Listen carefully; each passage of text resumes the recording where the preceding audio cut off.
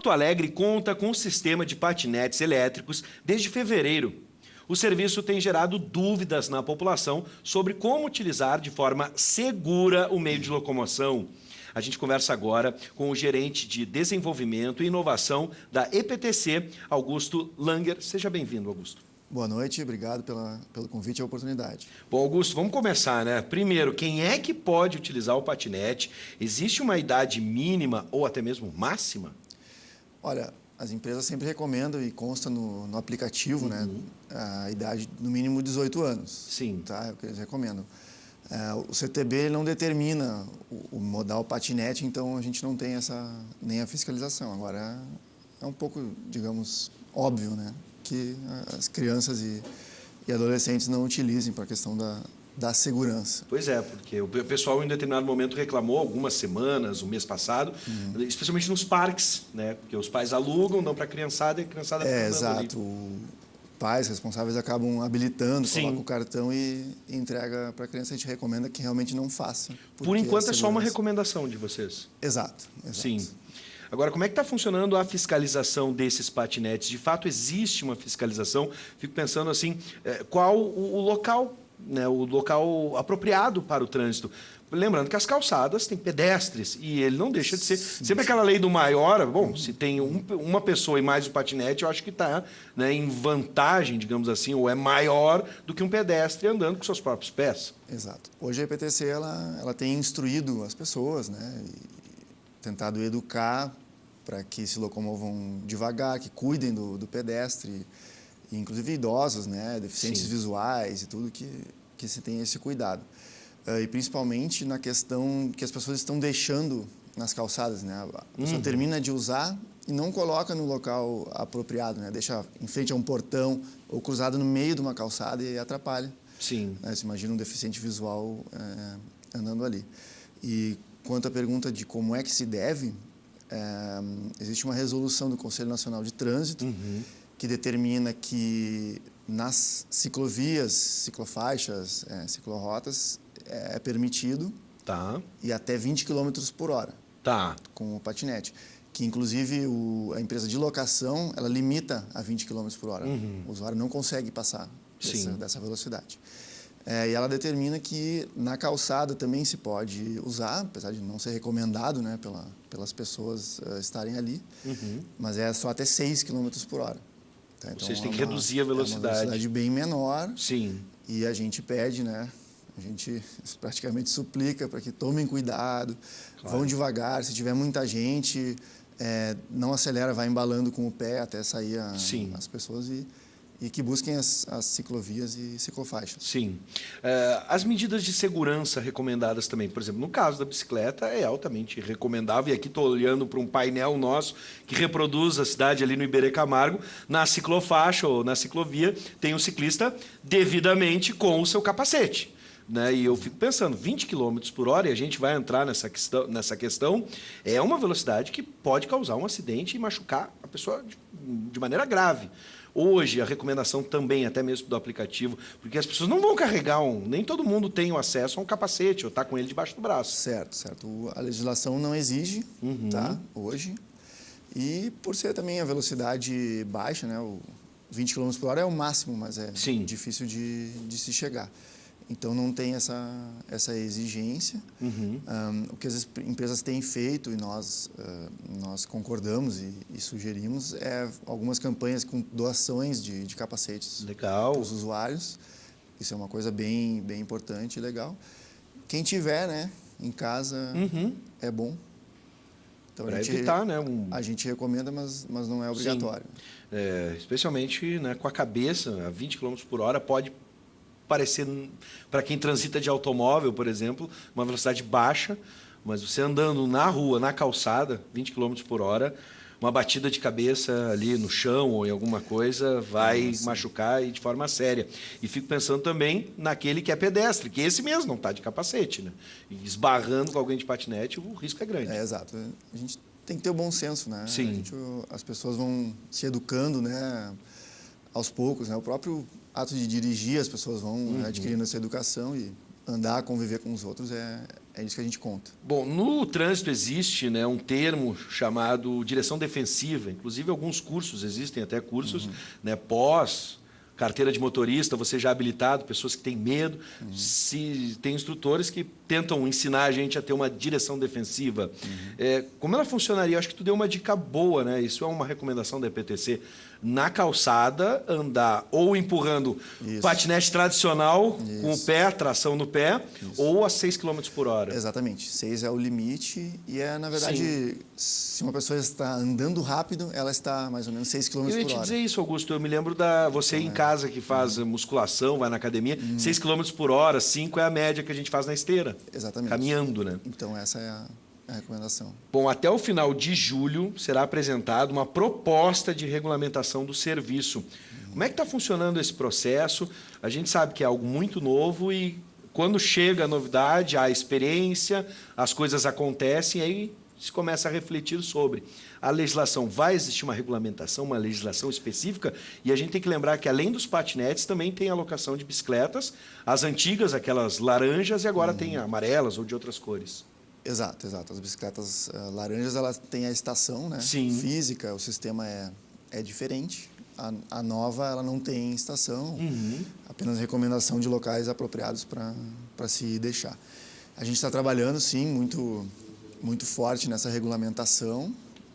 Tá? Temos já cidades que servem de exemplos aí, bons. Sim. Quais cidades já têm uma regulamentação? Florianópolis, por exemplo. Perfeito. Muito boa, interessante. E lá no Nordeste, Recife e Fortaleza.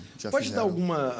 Claro, cada cidade vai ter a sua regulamentação e, óbvio, se essas servem de modelo, algo que a gente pode destacar que já é regulamentado a respeito do patinete. Por exemplo, velocidade, coisas do tipo...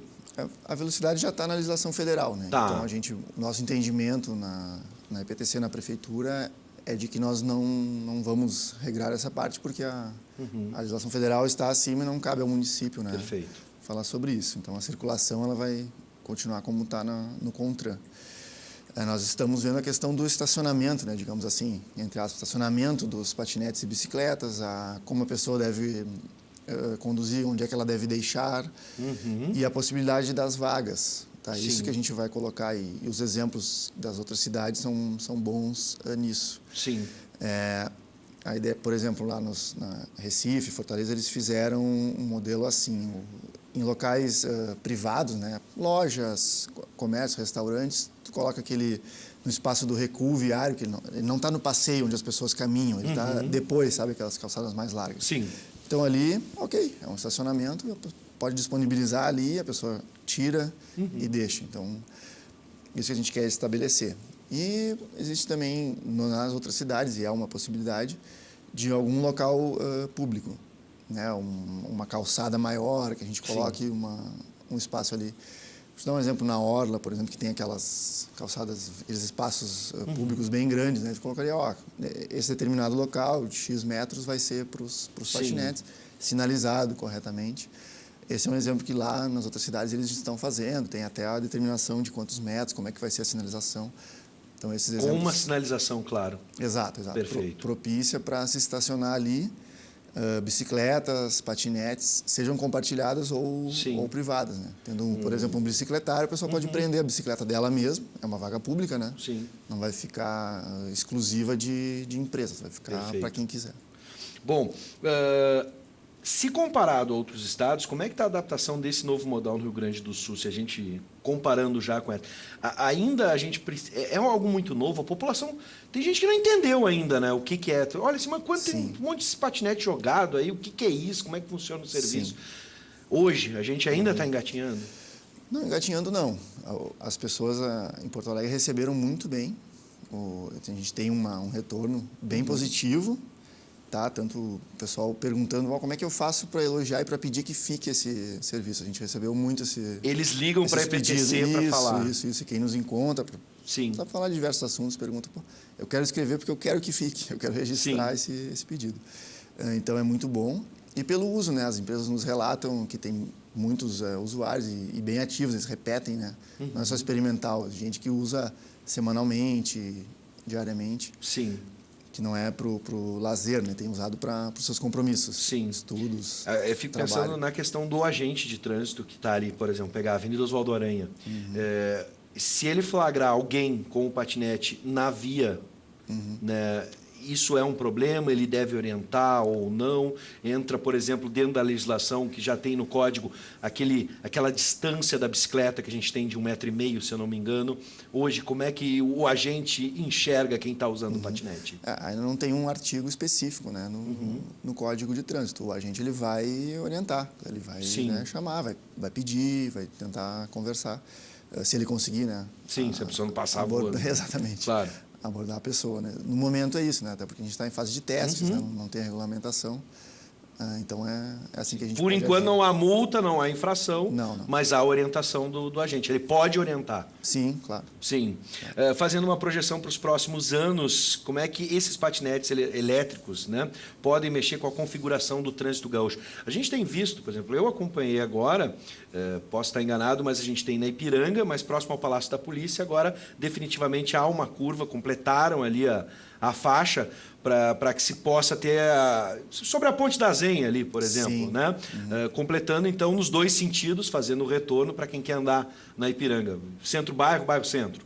Né? A gente pode esperar uma evolução nisso. Se pede tanto a ciclofaixa, ciclovias, com esses equipamentos, isso deve ampliar ou estimular ainda mais, acelerar esse processo? A expectativa é que com a chegada desse serviço de compartilhamento sem estação, as pessoas deixem de andar de carro, ou pelo menos deixem de fazer alguns trajetos que eles faziam de carro e passem a fazer com bicicleta, né? Com modais ativos, bicicleta ou patinete. E aí isso automaticamente vai gerar uma demanda pelo aumento nas ciclovias. Existe um plano que está sendo implementado das ciclovias, né? Recentemente inauguramos uma. E a gente espera que ele siga pelos próximos anos com uma implantação rápida que atenda essa demanda nova. E é uma tendência mundial isso, né? Mundo afora o pessoal está utilizando e, como eu te falei antes, a adesão é enorme e é muito bom a receptividade das pessoas. A gente fez uma consulta pública agora visando essa regulamentação, colocamos no ar por 15 dias no site da prefeitura e tal. Teve uma adesão bem grande, muita gente participou, respondeu ali os questionários e tinha uma parte para enviar comentários. E todo mundo dizendo que quer que continue, né? Era uma das perguntas, e aí na dissertação eles colocaram que querem que continue, é um novo modal, é um novo tipo de possibilidade para transporte, deslocamento. Então a tendência é que isso somente que melhore. A gente quer que seja de uma forma organizada e que fique bom para todos, né? Para o usuário, né? Para o cidadão, que não inviabilize o negócio das empresas e que seja dentro do conceito da mobilidade como um todo, que também não vá causar transtornos, que não vá dar problemas de segurança viária, né? É importante esse esclarecimento, mostrando então que a EPTC olha com bons olhos, né, todos os modais que chegam, para que a gente possa especialmente largar o carro que polui, que é carro, que é caro, que é barulhento, né, e que deixa muita gente nervosa no trânsito, né, com engarrafamentos e coisas do tipo. Acho que é bem positiva a chegada dos patinetes, mas com segurança, gente. Com certeza. Esse é o principal, o recado, a mensagem. Nós queremos, isso mesmo.